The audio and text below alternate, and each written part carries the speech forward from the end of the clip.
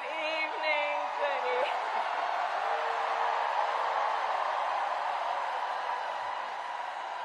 Good evening, everyone. Good evening. Good evening. Oh, it is good to be back in Pennsylvania.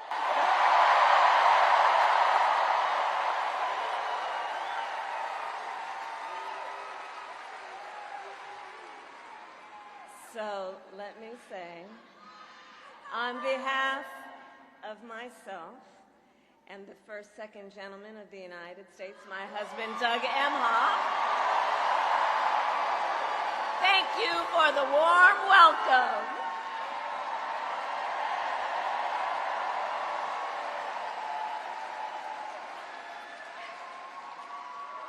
And let me just say, it's good to be here with all of the friends, all of the leaders who are here. I want to thank former Governor Ed Rendell, Senator Bob Casey, who we will re-elect this November, Senator John Fetterman, Mayor Sherelle Parker, and Chairman Jamie Harrison. And it is so good to be here with your incredible Governor, Josh Shapiro.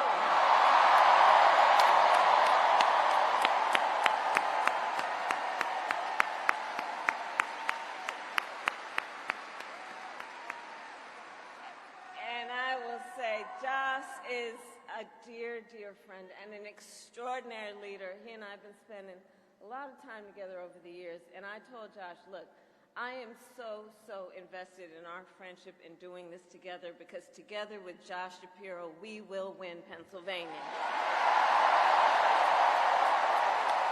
We will win Pennsylvania. And I thank you, Josh. I thank you.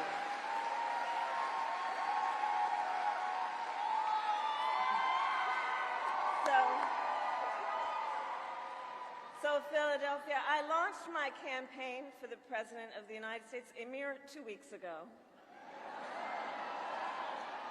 And it's been a bit of a whirlwind.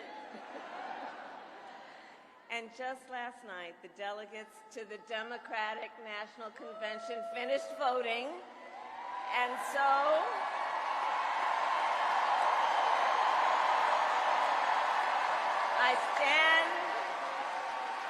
I stand before you today to proudly announce I am now officially the Democratic nominee for President of the United States.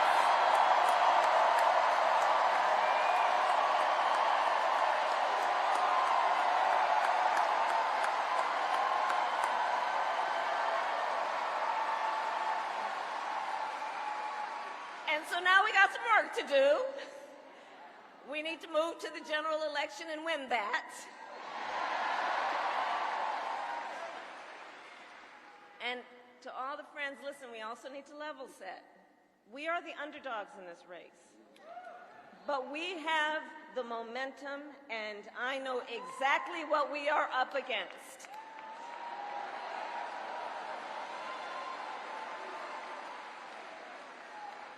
Now, many of you know, before I was elected Vice President or elected a United States Senator, I was an elected Attorney General, and before that, elected District Attorney.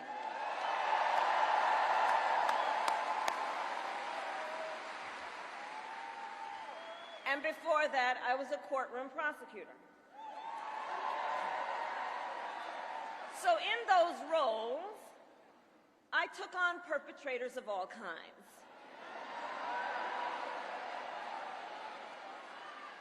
Predators who abused women.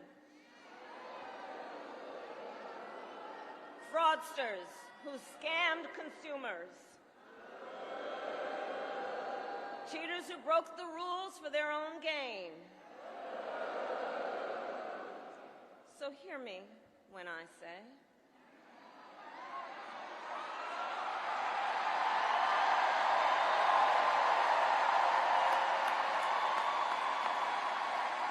I know Donald Trump's type.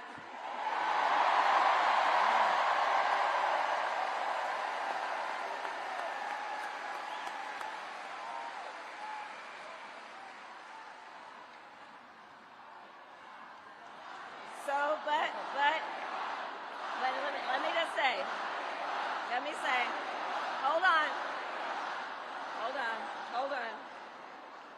This campaign, our campaign, is not just a fight against Donald Trump. Our campaign, this campaign, is a fight for the future. It's a fight for the future. In Pennsylvania, we fight for a future with affordable housing, affordable health care, affordable child care, paid leave. We fight for a future where we build a broad-based economy, where every American has the opportunity to own a home, to start a business, and to build wealth.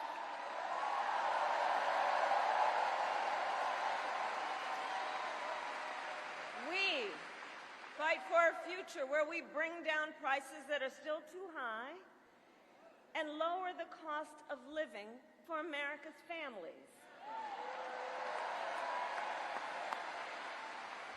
so that they have a chance not just to get by, but to get ahead.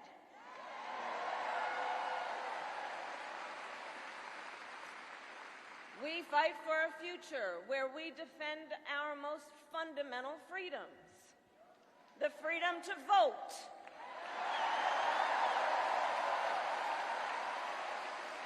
the freedom to be safe from gun violence,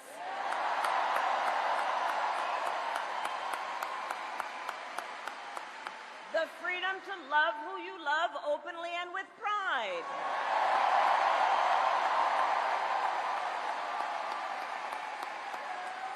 and the freedom of a woman to make decisions about her own body, not having her government tell her what to do.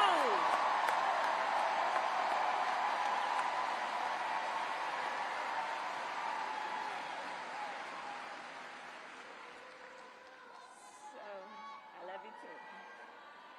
So here's the thing. Since the day that I announced my candidacy, I set out to find a partner who can help build this brighter future.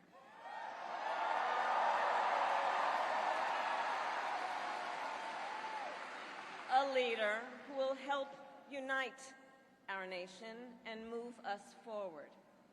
A fighter for the middle class. A patriot who believes, as I do, in the extraordinary promise of America.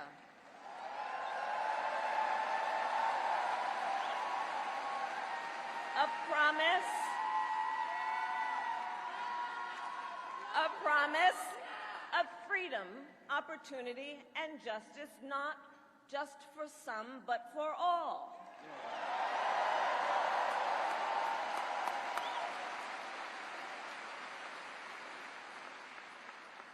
So, Pennsylvania, I'm here today because I found such a leader.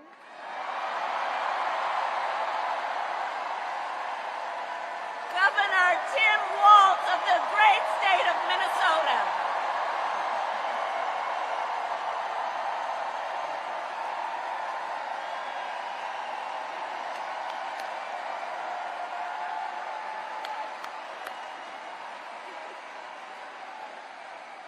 So, to those who know him best, Tim is more than a governor.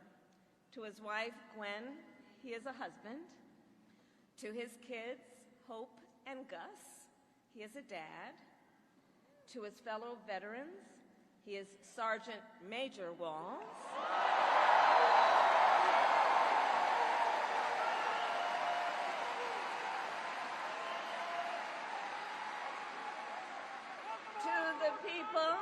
To the people of southern Minnesota, for 12 years, he was congressman.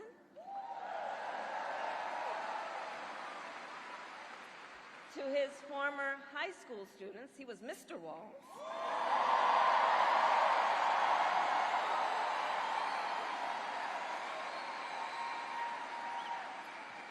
And to his former high school football players, he was coach.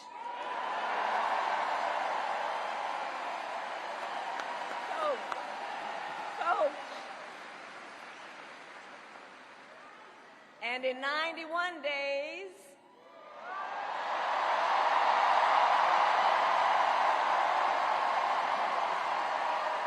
the nation will know Coach Walz by another name, Vice President of the United States.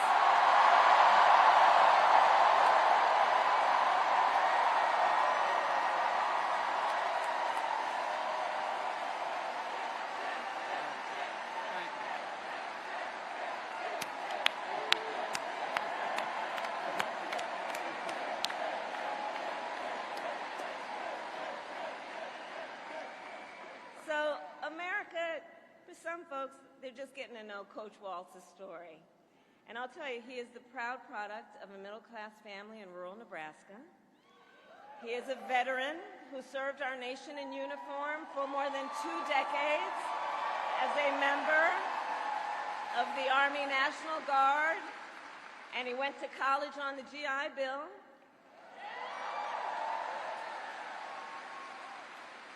He is someone who, long before he entered politics, worked as a teacher.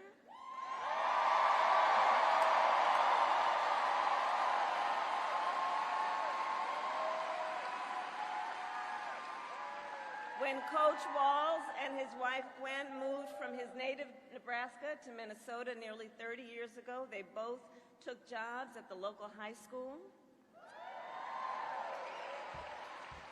Coach Walz taught social studies, Gwen taught English.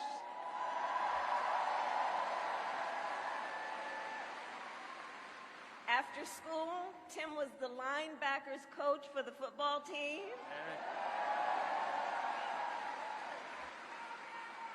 Where I've heard the stories about he had a knack for using the game of football to teach life lessons. He saw the potential in kids who sometimes didn't even see it in themselves.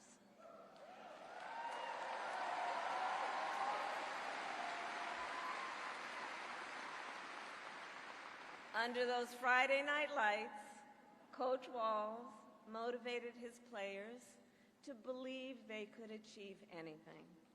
And together, they defied the odds, hear this out, going from a winless record to the school's first ever state championship.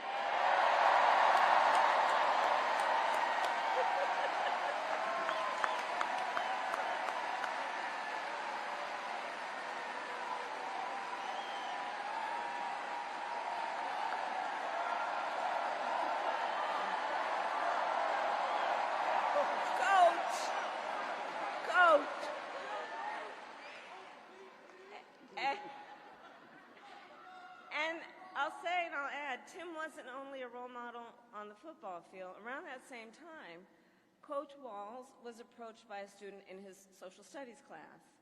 The young man was one of the first openly gay students at the school and was hoping to start a gay-straight alliance. At a time when acceptance was difficult to find for LGBTQ students, Tim knew the signal that it would send to have a football coach get involved.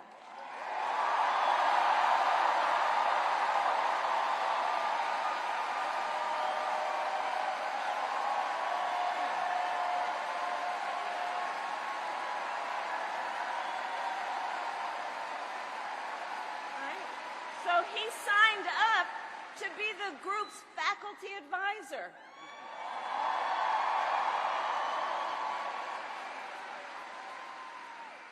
And as students have said, he made the school a safe place for everybody.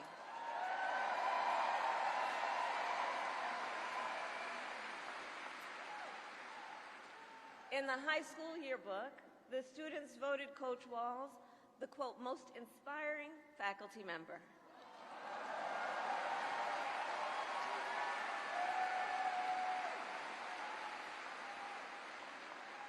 And as I think everyone here can see, Tim Walz was the kind of teacher and mentor that every child in America dreams of having, and that every kid deserves. The kind of coach because he's the kind of person who makes people feel like they belong and then inspires them to dream big. And that's the kind of vice president he will be.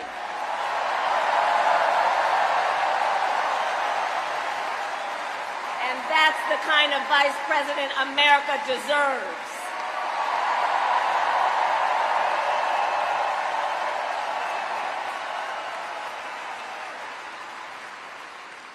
So it was Coach Walz's students who actually helped him decide to run for office. And he served 12 years in Congress, representing a purple district as he reached across the aisle to get things done.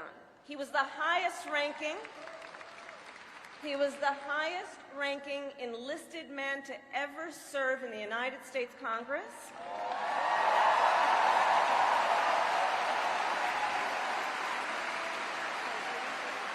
And the top Democrat on the Veterans Committee.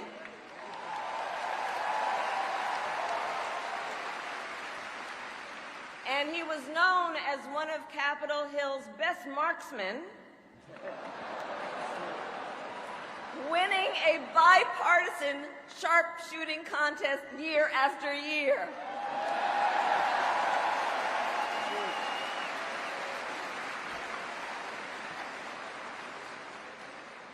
In Washington, Tim worked to raise the minimum wage, to protect the freedom of workers to join a union,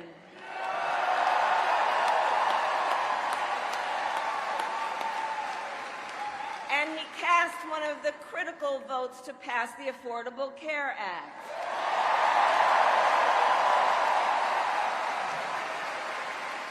Which, of course, gave health insurance to tens of millions of Americans. I'm going to tell you, when we win, Tim and I will continue to make the Affordable Care Act even stronger.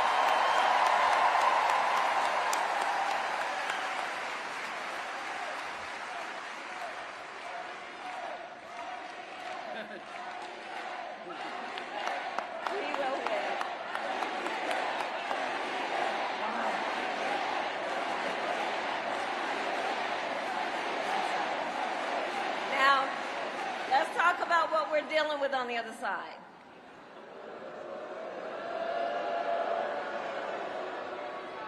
So on that last topic, if Donald Trump gets the chance, he will end the Affordable Care Act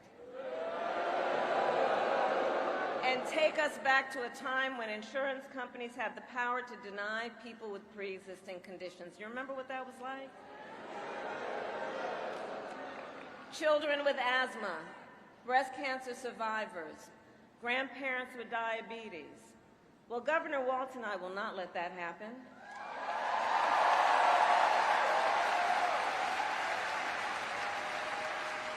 Because we believe health care should be a right and not just a privilege for those who can afford it.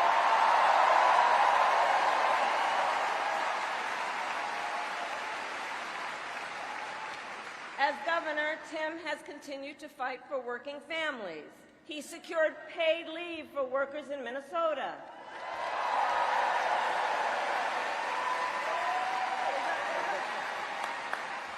And he refused, as governor, to allow any student in their public schools to go hungry. So he made school breakfast and lunch free for every child.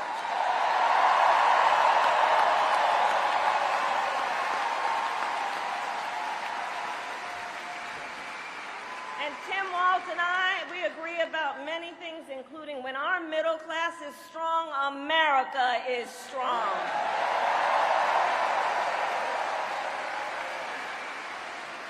And strengthening the middle class will be my defining goal as I am President of the United States.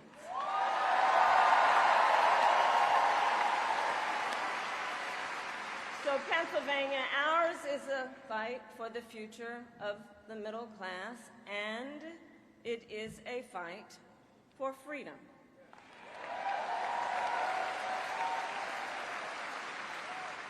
In this moment, we are witnessing a full-on attack against hard-fought, hard-won freedoms and rights. Take reproductive freedom. Now think about this.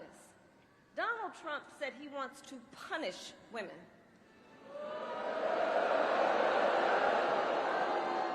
And as a result of his actions, today in America, 1 out of 3 women live in a state with a Trump abortion ban.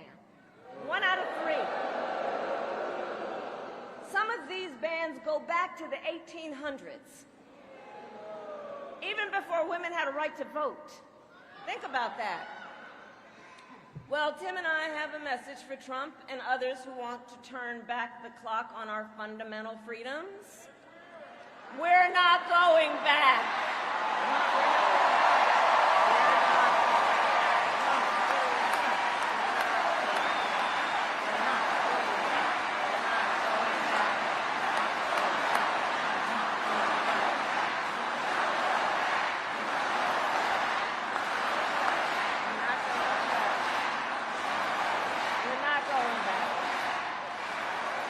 And so let me say about Tim Walz, he has shown up to stand against these attacks long before he stood on the stage with me. After Roe was overturned, he was the first governor in the country to sign a new law that enshrined reproductive freedom as a fundamental right.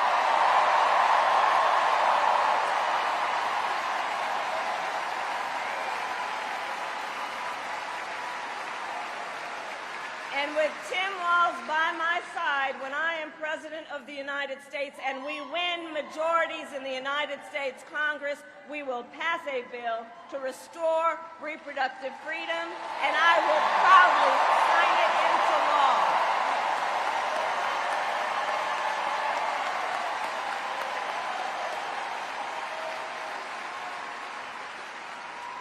Tim Walz has also defended the sacred freedom to vote.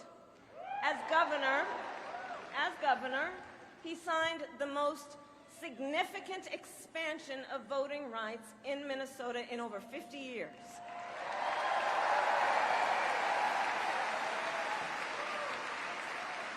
And with Governor Walz's help, when I am president, we are going to finally pass the John Lewis Voting Rights Act and the Freedom to Vote Act.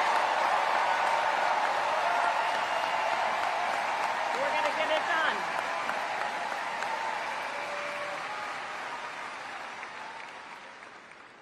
So Tim is a hunter and a gun owner who believes, as the majority of gun owners do, that we need reasonable gun safety laws in America.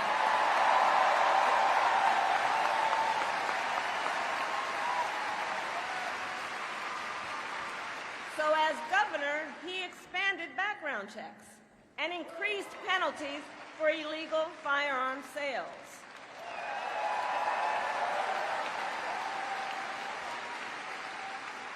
And together, when we win in November, we are finally going to pass universal background checks, red flag laws, and an assault weapons ban.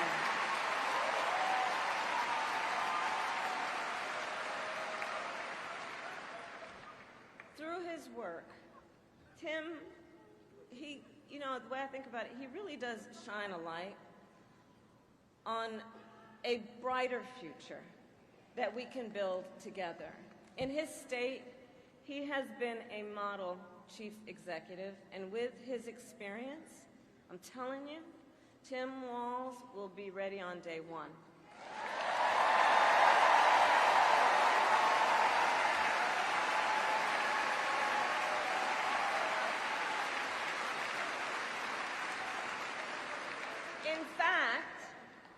In fact, when you compare his resume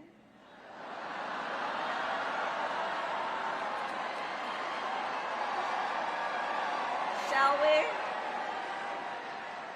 to Trump's running mate, well, some might say it's like It's like a matchup between the varsity team and the JV squad.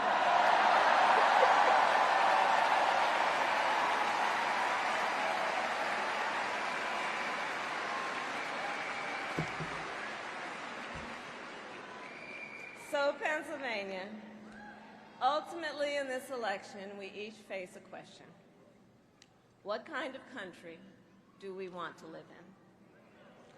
A country of freedom, compassion, and rule of law, or a country of chaos, fear, and hate? And here's the beauty of our democracy. We each have the power to answer that question. We each have the power to answer that question. The power is with the people.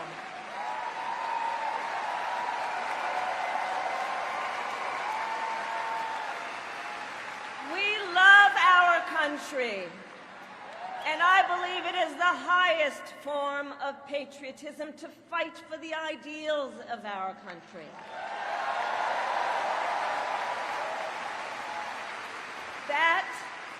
That is how we preserve the promise of America. And after all,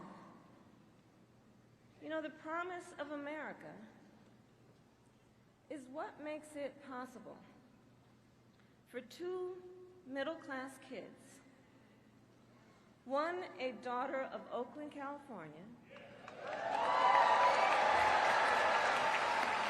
who was raised by a working mother, the other a son of the Nebraska plains who grew up working on a farm.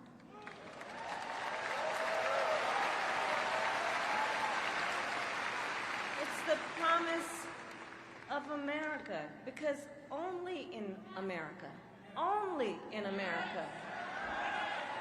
is it possible for them together to make it all the way to the White House.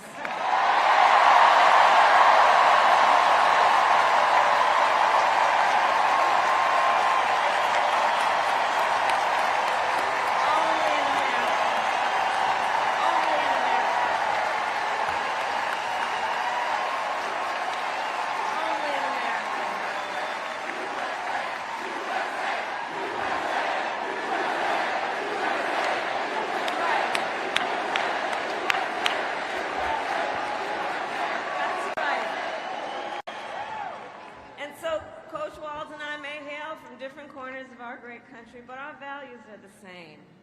And we both believe in lifting people up, not knocking them down.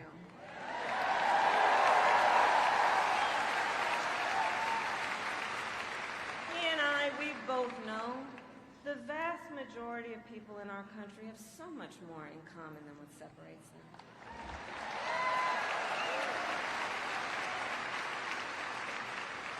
When we look at folks, we see in our fellow Americans neighbors, not enemies. Not enemies.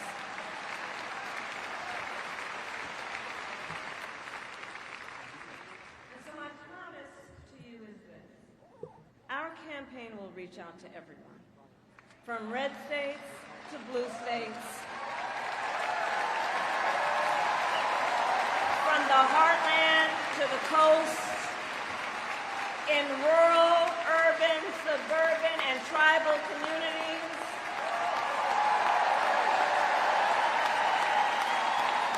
We are running a campaign on behalf of all Americans. And when elected, we will govern on behalf of all Americans.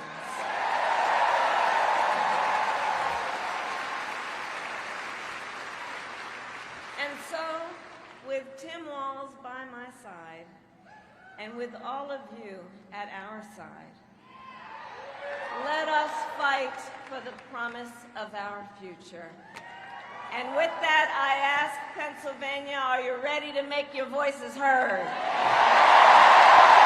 Do we believe in freedom? Do we believe in opportunity?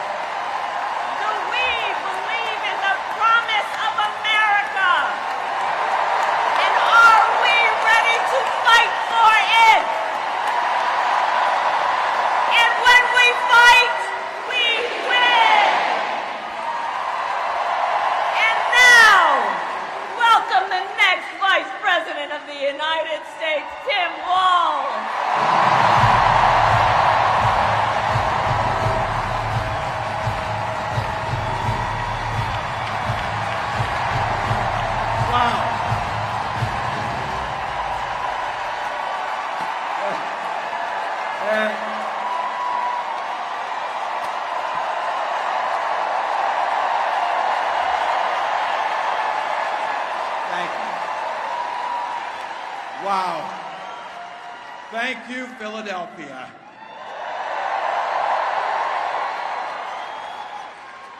Thank you, Madam Vice President, for the trust you put in me, but maybe more so, thank you for bringing back the joy.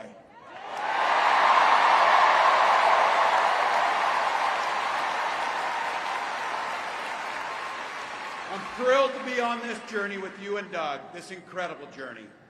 And Pennsylvania, I know you know this, but my God, what a treasure you have in Josh Shapiro.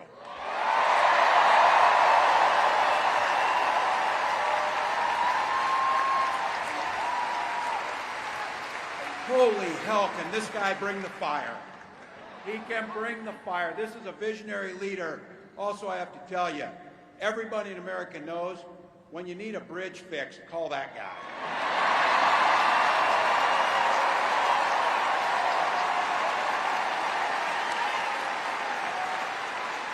And I think sometimes we forget and you see people a little one-dimensional, but seeing a guy who cares so deeply about his family, a man with compassion, vision, and I'll have to tell you this, I know this from experience. There is no one you would rather go to a Springsteen concert in Jersey with than him.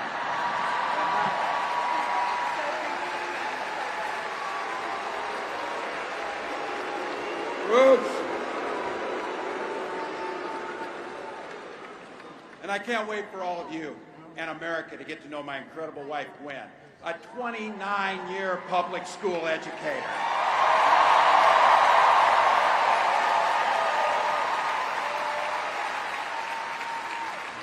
Don't ever underestimate teachers.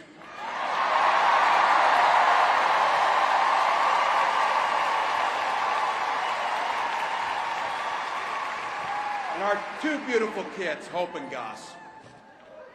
I couldn't be prouder to be on this ticket and to help Vice President Harris become what we all know is very, very good for us to think about. Next President of the United States of America.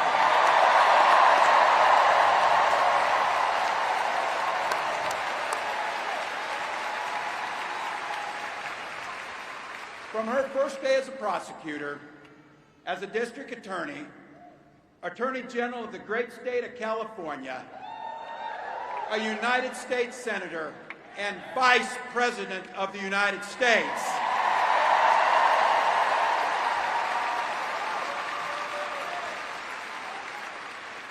Vice President Harris has fought on the side of the American people. She took on the predators, she took on the fraudsters, she took down the transnational gangs, she stood up against powerful corporate interests, and she never hesitated to reach across the aisle if it meant improving people's lives.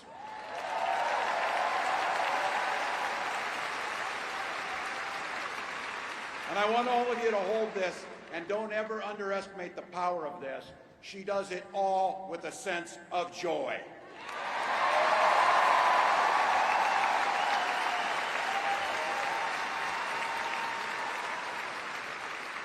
I know a little something about that commitment to people. I was born in West Point, Nebraska. I lived in Butte, a small town of 400, where community was a way of life. Growing up, I spent the summers working on the family farm. My mom and dad taught us, show generosity towards your neighbors and work for a common good.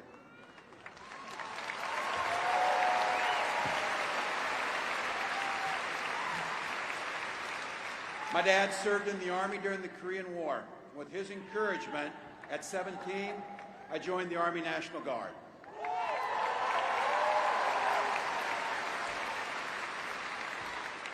For 24 years, I proudly wore the uniform of this nation.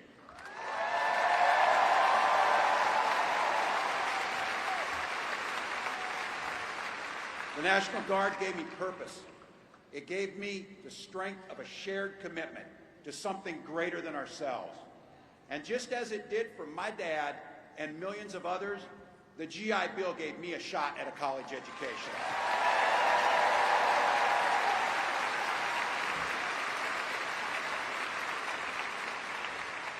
My dad was a teacher.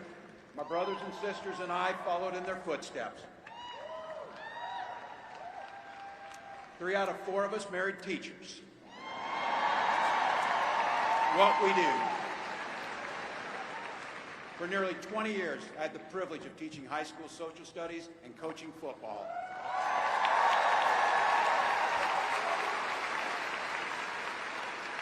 Including winning that state championship. Don't ever close the yearbook. But it was my students. They encouraged me to run for office. They saw in me what I was hoping to instill in them, a commitment of common good, a belief that one person can make a difference. So in 2006, I took a leap and I ran for Congress.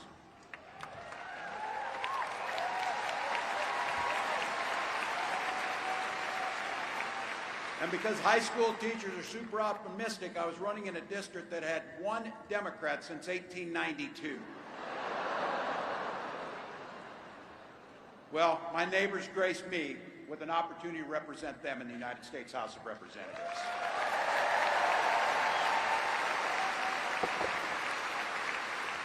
I'm proud of the work we did there together. I worked across the aisle on veterans issues, on agriculture, and on ways to grow rural economies. I learned the art of compromise without compromising my values.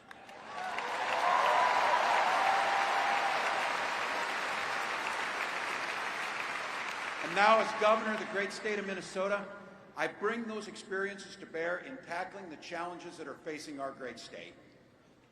Minnesota's strength comes from our values, our commitment to working together, to seeing past our differences, to always being willing to lend a helping hand. Those are the same values I learned on the family farm and tried to instill in my students. I took it to Congress and to the state capitol, and now Vice President Harris and I are running to take those very values to the White House.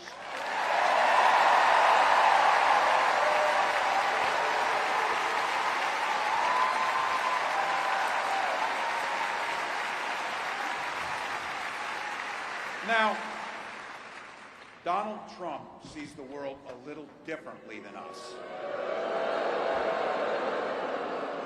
First of all, he doesn't know the first thing about service.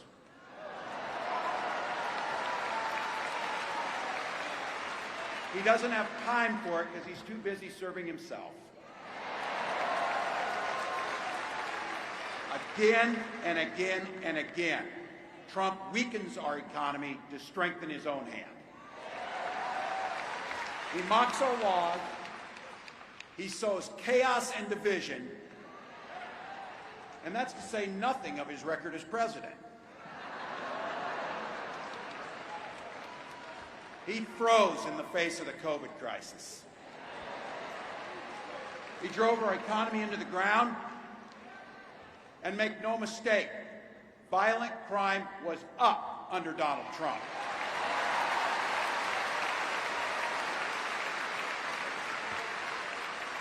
That's not even counting the crimes he committed.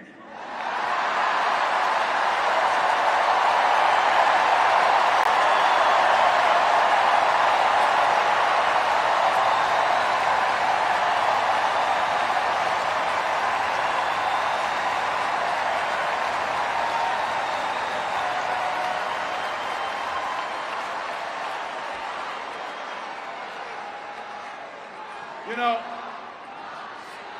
some of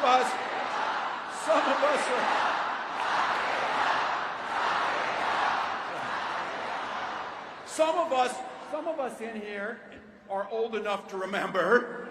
I see you down there. I see those old white guys. Some of us are old enough to remember when it was Republicans who were talking about freedom. It turns out now what they meant was the government should be free to invade your doctor's office. In Minnesota, we respect our neighbors and their personal choices that they make. Even if we wouldn't make the same choice for ourselves, there's a golden rule. Mind your own damn business.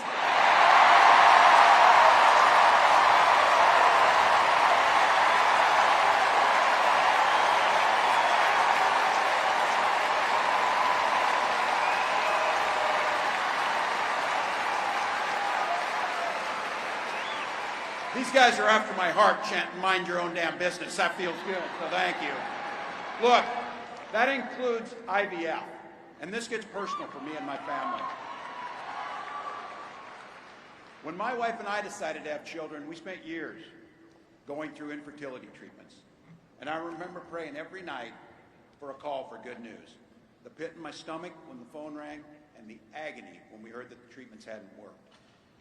So it wasn't by chance that when we welcomed our daughter into the world, we named her Hope.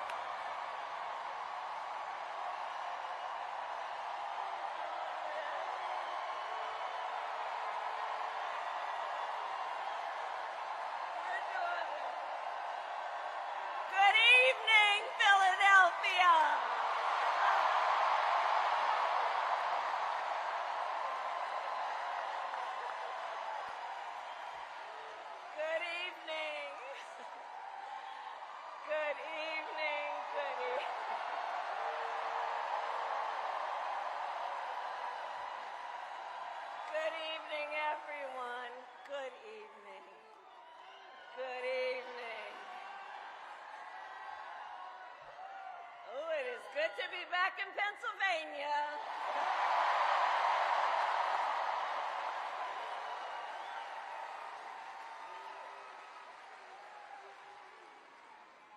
So, let me say, on behalf of myself and the second gentleman of the United States, my husband, Doug Emhoff, thank you for the warm welcome.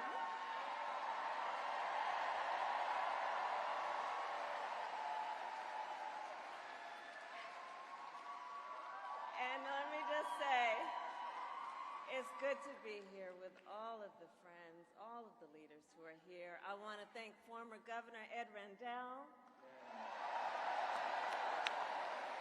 Senator Bob Casey, who we will re-elect this November, Senator John Fetterman, Mayor Sherelle Parker, and Chairman Jamie Harrison. And it is so good to be here with your incredible Governor, Josh Shapiro.